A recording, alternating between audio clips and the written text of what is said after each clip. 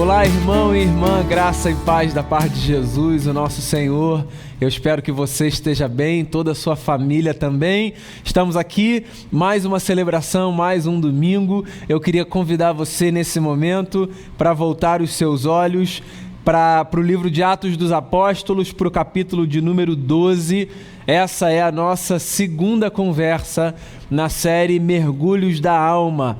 Eu quero convidar você nessa manhã para mais um mergulho nessa experiência da oração.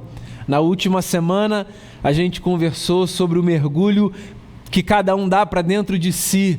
E hoje eu quero convidar você para pensar a oração como um mergulho que a gente dá na direção do nosso próximo. E eu escolhi esse texto por causa de um versículo, você vai ver qual é. Eu queria que a gente começasse lendo do verso 1, Atos dos Apóstolos, capítulo 12, diz assim a palavra do Senhor. Nessa ocasião, o rei Herodes prendeu alguns que pertenciam à igreja com a intenção de maltratá-los e mandou matar à espada Tiago, irmão de João. Vendo isso que agradava aos judeus, prosseguiu, prendendo também Pedro durante a festa dos pães sem fermento. Tendo-o prendido, lançou-o no cárcere, entregando-o para ser guardado por 4 escoltas de 4 soldados cada uma. Herodes pretendia submetê-lo a julgamento público depois da Páscoa. Pedro então ficou detido na prisão, mas a igreja orava intensamente a Deus por ele. Eu vou repetir aqui o verso 5. Pedro então ficou detido na prisão, mas a igreja orava intensamente a Deus por ele. Queria parar aqui essa história, ela continua, eu encorajo inclusive você a ler depois até o final do texto completo, para você entender o que acontece no final dessa história, caso você não conheça esse episódio, ou para você reviver essa experiência fascinante, mas eu queria me deter no verso 5, queria que a gente tomasse essa frase final como o coração da nossa conversa. Pois é, como eu anunciei ainda há pouco, o meu objetivo é de fazer a gente pensar na experiência da oração como uma possibilidade de nós mergulharmos na direção do nosso próximo. Queria começar citando uma frase de um pastor norte-americano chamado Rick Warren, pastor na igreja Saddleback, na Califórnia. Num dos seus livros, Rick Warren diz assim, abre aspas, as pessoas podem recusar o nosso amor ou rejeitar as nossas palavras, mas elas não têm defesa contra as nossas orações, fecha aspas. As pessoas podem recusar o nosso amor, elas podem rejeitar as nossas palavras, mas elas não têm defesa contra as nossas orações. Eu acho essa frase interessante porque, de alguma forma, ela faz a gente pensar na força que há na oração que nós apresentamos a Deus diante do nosso próximo. Pois é, quando ele diz as pessoas não têm defesa contra a nossa oração, não é no sentido de que a nossa oração pode ser uma forma de nós atacarmos as pessoas. Não, eu penso nessa frase do pastor norte-americano como uma lembrança do poder que há na oração, não para invadir a história alheia, mas para trazer toda e cada pessoa para dentro de nós, nas nossas experiências íntimas com o Pai. É exatamente isso que está acontecendo nesse texto. O livro de Atos dos Apóstolos, se você não está familiarizado ou familiarizada com a Bíblia Sagrada, é a continuação daquilo que os primeiros seguidores de Jesus fizeram depois que o Mestre foi para junto do Pai. Jesus tinha vivido os seus 3 anos de ministério intensamente com um grupo de seguidores e seguidoras, tinha formado uma comunidade, estabelecido liderança e tinha outorgado a essa gente a tarefa de propagar o Evangelho e de expandir o reino de Deus, fazendo o bem, proclamando as boas novas, curando, abençoando, ensinando, ou seja, continuando a fazer tudo aquilo que o Mestre fez enquanto caminhou por aqui. Depois que Jesus foi para junto do Pai e empoderou os seus discípulos com o Espírito Santo, esses homens e essas mulheres que caminharam com Jesus se espalharam por regiões distintas do império, continuando a tarefa que o Mestre tinha começado. A vida dos primeiros discípulos de Jesus, em muitos aspectos, se assemelhava à vida do Mestre, sobretudo nas lutas e no enfrentamento dos poderes político-religiosos. Pois é, da mesma forma que Jesus sofreu com violência nas mãos da força política do império e da força religiosa dominante, a saber, a religião judaica do seu tempo, os primeiros discípulos de Jesus, depois da ressurreição, também foram sistematicamente perseguidos. Da mesma forma que tentaram calar o Senhor, tentaram calar os seus servos. O próprio Jesus advertiu que isso aconteceria, quando certa vez, olhando para os seus seguidores, disse: se fizeram isso com o Senhor, não pensem que não farão com os servos. Os discípulos de Jesus sofriam perseguições, e esse texto é um texto que fala exatamente sobre isso. É um texto que fala sobre mais um episódio de perseguição aos discípulos de Jesus, pela simples razão de que aquela gente seguiu Cristo. A comunidade dos discípulos de Jesus, desde a ressurreição, estava empoderada, encorajada. Eram homens e mulheres que não tinham mais tanto medo da força do império. Afinal de contas, se o Senhor tinha ressuscitado, vencido a morte, o que eles podiam temer? Então essa gente era uma gente que vivia cheia de ousadia, cheia de coragem, que avançava fazendo bem, que avançava pregando a notícia de que o seu Senhor, Cristo Jesus, era Senhor sobre céus e sobre terra.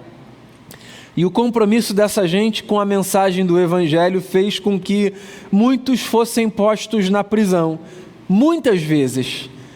Esse episódio fala da prisão de Pedro, um dos grandes amigos de Jesus.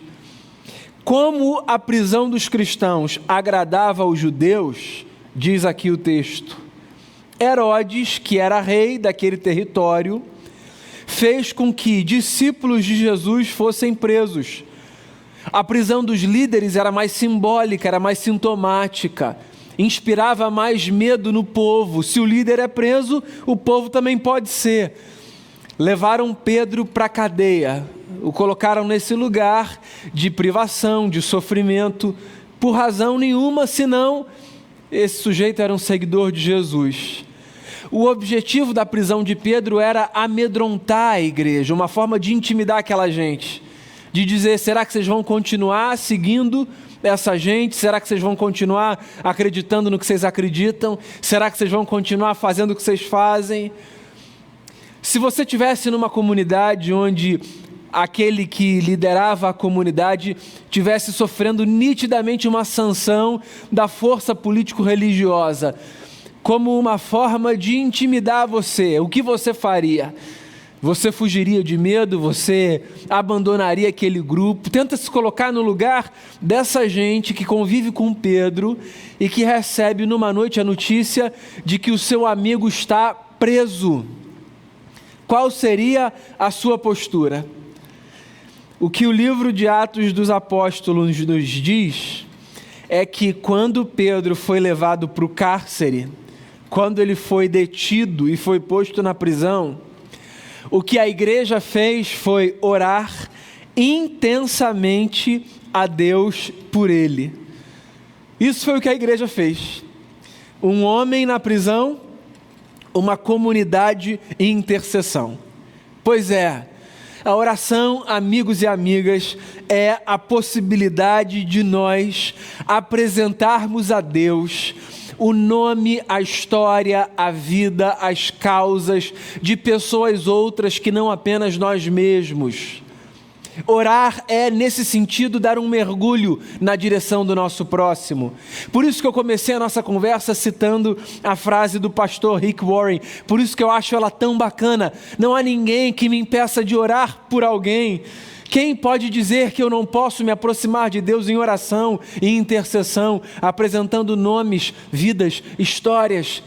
Quem pode me impedir de, na intimidade da minha experiência de fé, no meu quarto, com os meus joelhos dobrados, ou em qualquer lugar, em qualquer momento, quando eu abro meu coração e a minha mente diante do Pai, quem pode bloquear de dentro de mim o desejo de apresentar o nome de outras pessoas e a história de outras pessoas ao meu Senhor? Foi isso que a igreja fez. A igreja, quando Pedro foi preso, orou incessantemente, intensamente, continuamente por ele. Isso me faz pensar na oração como essa experiência comunitária. Semana passada eu falei sobre isso e eu queria repetir.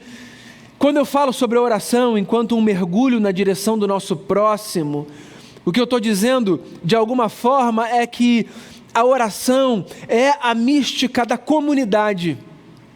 Eu tenho enfatizado isso demais nos nossos encontros virtuais, desde o início da pandemia, desde que a gente reorganizou as nossas atividades, as nossas agendas, e que a gente transformou, por exemplo, o espaço virtual num dos nossos principais lugares de encontro. Eu tenho repetido aqui a fala de que talvez nós nunca tivéssemos nos dado conta de maneira tão intensa de como nós podemos nos encontrar em lugares que não são lugares físicos. Nós temos a bênção da tecnologia que nos possibilita um encontro num espaço virtual. É o que está acontecendo agora. Eu estou aqui num lugar físico, especificamente na Rua Ernesto Pinheiro, número 30, Recreio dos Bandeirantes, Rio de Janeiro. E você está em algum outro lugar que eu nem sei qual é. É possível que você esteja no mesmo bairro, na mesma rua, em alguma outra casa. É possível que você esteja numa outra cidade, num outro país. É possível, inclusive, que você acesse esse encontro num outro tempo, que você assista essa celebração num outro momento, que não o momento que a gente disponibilizou na primeira hora, às 10 horas da manhã de domingo, o agora. Onde quer que você esteja, quando você estiver, existe um espaço virtual, que é o espaço do nosso encontro. Agora, antes que esse espaço virtual existisse, já havia um espaço místico, no qual nós nos encontrávamos. Pois é, a oração, num certo sentido, é uma versão mais antiga desses espaços não físicos de encontro. O que eu estou querendo dizer com isso? Não que nós nos encontramos na oração, você chega de um lugar, eu chego de outro. Não, é que simbolicamente eu trago você para o mesmo lugar onde eu estou, diante do nosso Pai. Quando ao orar, eu me aproximo de Deus e na minha mente, no meu coração, eu me aproximo de você, dizendo: Senhor, abençoa fulano, abençoa aquela família. Dizendo: Senhor, sabe aquele irmão, sabe aquela irmã, sabe aquela gente que tem pedido oração nos nossos encontros de terça. Sabe aquela gente que tem feito gabinete, que tem mandado mensagem, que nos nossos encontros escreve no chat dizendo: ore por isso, ore por aquilo. Então, Senhor, eu apresento esses nomes a Ti. O que é isso senão um encontro místico? Pois é, Pedro estava no cárcere, a igreja estava reunida nas casas, mas eles estavam no mesmo lugar, o lugar da oração. Por quê? Porque a oração é a mística da comunidade. Por isso que Jesus, quando nos ensinou a orar, nos ensinou a fazer a oração do Pai Nosso, e a agradecer e a pedir pelo pão nosso, e a dizer que nós devíamos pedir perdão pelas nossas dívidas, assim como nós perdoamos aos nossos devedores, e a dizer: Senhor, não nos deixe cair em tentação, mas nos livre do mal. O tempo todo Jesus está ensinando a gente a fazer da oração um espaço místico de encontro comunitário. Por quê?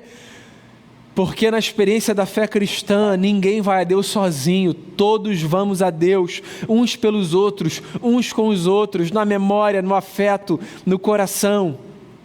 Outro dia eu falava sobre isso, não sei se numa live de meio de semana, não sei se num culto de domingo, num dos nossos encontros, eu me lembrava e lembrava os meus irmãos e irmãs que estavam comigo de como é bonito pensar nas vestes sacerdotais do Antigo Testamento e no fato de que os sacerdotes carregavam nos seus ombros 6 pedras de cada lado, que eram a representação das 12 tribos de Israel. E sempre que os sacerdotes, que eram intercessores no meio do povo, iam ao santo lugar, e uma vez por ano, sempre que o sumo sacerdote ia ao Santo dos Santos, aquele lugar representativo da presença de Deus, eles sempre carregavam consigo o povo nos ombros. Nós somos uma comunidade de sacerdotes, diz o apóstolo Pedro, e diz também João no Apocalipse. Reino de sacerdotes. Nós somos essa gente que se aproxima de Deus em oração, levando não nos ombros das roupas, mas no coração e na mente o nome, a história, o caso e a causa de muito mais gente do que a gente imagina. Pois é, a oração é a mística da comunidade. Quando eu olho para essa história, eu também sou levado a pensar na oração como um presente que nós oferecemos ao próximo, e por que não dizer como um presente que nós oferecemos ao mundo? Está aí uma coisa que a gente gosta de dar e de receber, presente. Presente é uma coisa bacana, né? Você dá um bom presente, um presente pensado, que tem a cara de alguém, traz uma satisfação. Você ganhar presente das pessoas é uma coisa gostosa desde criança, né? A gente aprende fácil o prazer de sermos presenteados e também de presentearmos. E a oração é um dos presentes mais preciosos que a gente tem para oferecer. Talvez porque você, cristão, cristã, esteja tão acostumado ao hábito da oração, você nem se dê conta disso, de como a oração é um presente. Presta atenção na reação das pessoas que não necessariamente professam a sua fé e que, quando passam por dilemas e lutas, ouvem de você: fulano, eu estou orando pela sua vida, eu orei por você. Eu quero te dizer que eu orei pela sua família, eu quero dizer que eu estou aqui em oração pelo seu familiar que está lutando contra a Covid. Presta atenção na reação das pessoas. Geralmente a reação das pessoas é de uma gratidão sincera e profunda. Às vezes elas vão às lágrimas, às vezes elas nos agradecem como se elas estivessem recebendo o presente mais precioso que elas já receberam. É porque é verdade, irmãos e irmãs. Existe um valor inestimável na oração que nós oferecemos como um presente ao nosso próximo. O que significa que nós deveríamos anunciar mais às pessoas que nós estamos orando por elas, pelas suas famílias, pelas suas casas. Num mundo como o nosso, cheio de maldade, num mundo em que surpreendentemente nós nos deparamos com um número cada vez maior de pessoas que desejam o mal, que fazem o mal, que se dedicam ao mal, dizermos a homens e mulheres que nós estamos orando pelo bem, que nós desejamos o bem, que nós estimamos o bem, que nós apresentamos a Deus nas nossas orações os seus nomes, isso é um presente precioso que a gente tem para oferecer, que não nos custa, que é simples. A gente pode dizer para as pessoas: nós estamos orando por você. Ao orar, ao ter a sua experiência com Deus, ao abrir o seu coração diante de Jesus, ore por outros, ore por outras, e diga às pessoas que você está fazendo isso. Diga às pessoas que você está orando pela recuperação, pela família, pela saúde, pelo trabalho. Diga isso a elas, isso faz um bem profundo na alma. A oração é um presente que nós oferecemos ao mundo, um presente.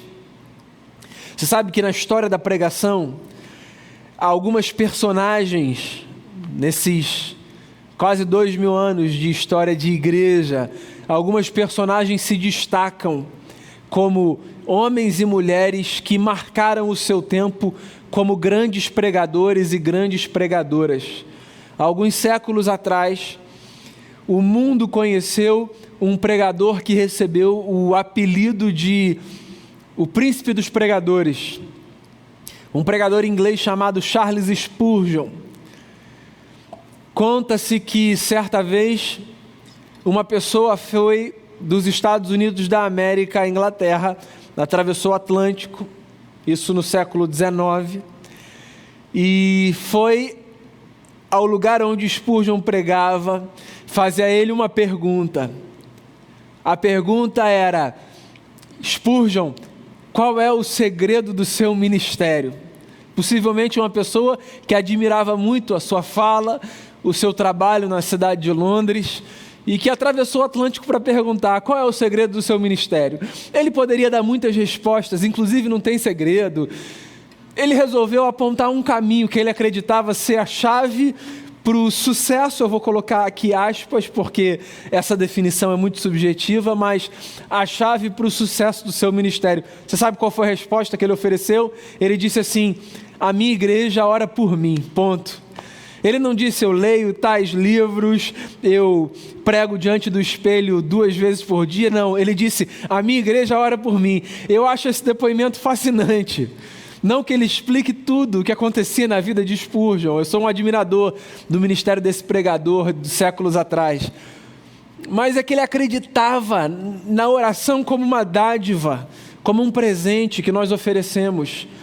Pois então, eu queria encorajar você a orar pelo próximo, a mergulhar na direção do próximo.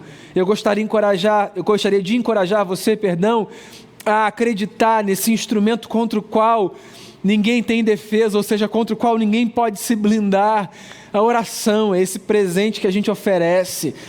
Orar pelo nosso semelhante é maravilhoso, porque orar pelo próximo é uma forma de nós oferecermos presentes ao mundo. Também gosto de pensar na oração como uma forma de nós nunca estarmos sozinhos. Essa é mais uma das razões pelas quais orar pelos nossos semelhantes, interceder, faz tão bem. Quando nós oramos, nós fugimos da solidão. Existem momentos na vida em que nós precisamos estar sós, e eu chamo esses momentos de solitude. Mas existem experiências de vida que são muito doídas, porque são experiências que vão para além dos limites da solitude. São experiências de solidão, há pessoas que estão profundamente sós, sozinhas. E pensar que essas pessoas, por exemplo, podem desfrutar de companhia na oração, pode parecer estranho para uns, mas é verdade, a oração nos aproxima uns dos outros. Na mente, a gente pensa no outro. A gente passa a querer bem ao outro e a pensar em como o outro está. Quando a gente se compromete a orar por alguém, a gente se empenha em saber como é que fulano está. Fulano melhorou? E a gente celebra quando fulano melhora. E a gente se empenha mais em oração quando a luta persiste. A oração aproxima a gente das pessoas. Esse mundo é um mundo de muita gente. Alguns bilhões de habitantes, certo? Mais de 7 bilhões de pessoas vivem nesse planeta. Mas não se surpreenda com o fato de que, num mundo com tanta gente, o número de pessoas sós cresce dia após dia. Porque o fato de estarmos cercados de pessoas e de participarmos de redes de conexões virtuais que contabilizam centenas ou milhares de amigos e conexões, não significa necessariamente que nós caminhemos com companhia. Tem muita gente sozinha nessa vida. E quando nós oramos, nós nos aproximamos. A oração é uma forma de eu não estar sozinho. E é uma forma também de eu não deixar ninguém sozinho. Porque quando eu oro por alguém e eu estimulo alguém a orar por alguém e alguém por alguém, eu construo essa rede de conexões que se sustentam na força do Espírito, na unidade que vem dessa mística, resultado da presença do Espírito de Cristo no meu coração e no seu coração. Há muito benefício que advém de uma vida de oração. A gente começou esse culto, eu queria lembrar você, a gente começou esse culto lendo um trecho da carta de Tiago, irmão de nosso Senhor e Salvador Jesus Cristo. Um trecho que nos lembra que muito pode a oração do justo pela sua eficácia. Muito pode. Ou seja, quando nós oramos uns pelos outros, nós oramos não como um passatempo, nós oramos porque coisas acontecem quando nós intercedemos, experiências são fomentadas na nossa existência como resultado da oração. Isso não se explica racionalmente, isso não se verifica cientificamente, isso está no campo das experiências que se explicam pela mística. É isso, eu acredito. E eu acredito não só por uma razão de quero carregar essa crença no bolso. Eu acredito porque eu tenho histórias 1000 para contar para você, de coisas que eu sei que aconteceram na minha vida e na vida de gente que caminha comigo como resultado de oração. Eu sei disso. E eu acho que você sabe disso também, porque eu imagino que você também tenha muitas experiências na bagagem, que você elenca como experiências resultantes da oração de alguém. Por isso que mergulhar na direção do próximo em oração é tão importante, porque nós nos beneficiamos da oração um do outro. Essa história que eu li, parei no meio, você sabe como ela continua? Eu vou te dar um spoiler aqui, mas eu imagino que você já imaginasse que o desfecho fosse esse. Um anjo aparece no cárcere. É um negócio tão esquisito que o texto diz que o Pedro pensou se tratar de um sonho ou de uma visão. Mas fato é que numa prisão onde havia 4 guardas, ou seja, 4 escalas, e cada guarda com 4 soldados, ou seja, tinha muita gente atenta para que aquele preso não fugisse, não subornasse ninguém, não desse a sua forma de escapar. Tinha tanta gente ali que era impossível ou pouquíssimo provável que alguma coisa estranha acontecesse. Não obstante, no meio daquela noite, enquanto a igreja orava incessantemente por Pedro, um anjo apareceu e o conduziu para fora da prisão. E depois que ele estava do lado de fora, esse anjo sumiu, desapareceu. E ele foi para o lugar onde a igreja estava reunida. E alguém reconhece a voz de Pedro, uma irmã chamada Rod, e ela é tomada de alegria, ela corre de volta e ela diz assim para o povo que está lá dentro: o Pedro está na porta. Olha só como é que a oração é uma coisa louca. O povo que está orando incessantemente pelo Pedro nem acreditava tanto na oração que estava fazendo, porque quando essa irmã vai lá para dentro e diz assim: ó, o Pedro está lá fora, alguém diz assim: não é possível, deve ser o anjo dele. Tem até uma outra teologia aí esquisitíssima, deve ser o anjo dele, deve ser um mensageiro dele, não pode ser ele está preso. Mas ora, aquela gente tinha orado por ele, e não é que a oração sempre vai gerar o resultado que a gente deseja. A lição do texto não é essa, a lição do texto é outra. A lição do texto é: as nossas orações pelo próximo, elas geram resultado, sejam eles quais forem, as nossas orações pelo nosso próximo, elas geram resultado. No caso dessa específica, um anjo apareceu e esse irmão na fé foi liberto da prisão e voltou para os braços da comunidade.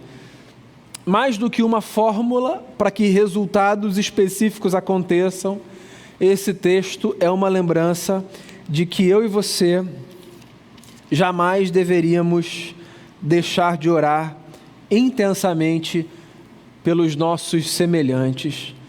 Pois é, semana passada eu disse a você: ao orar, mergulhe para dentro de si.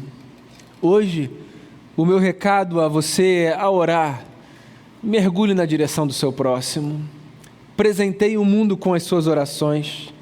Permita que pessoas se beneficiem das suas orações e seja também beneficiado pelas orações dos seus semelhantes. Ore pelos outros. Ore acreditando que ao orar você não estará mais sozinho, você terá companhia, porque afinal de contas, a oração, irmãos e irmãs, é a mística da comunidade. Que os nossos joelhos sempre se dobrem diante de Deus em favor do nosso próximo. E que mais do que isso, o nosso coração sempre se rasgue diante do Pai em favor do nosso próximo. Sempre que você puder, ao orar por alguém, diga às pessoas: ó, eu estou orando por você. Por sinal, irmão e irmã, Vocês que estão aí longe, eu estou orando por vocês, viu? Por você, pela sua casa, pela sua família. Que a graça de Jesus, o nosso Senhor, que o amor de Deus, o nosso Pai, e que o poder do Espírito Santo, que em nós habita, seja sobre a sua vida, hoje e para todo sempre. Deus abençoe você.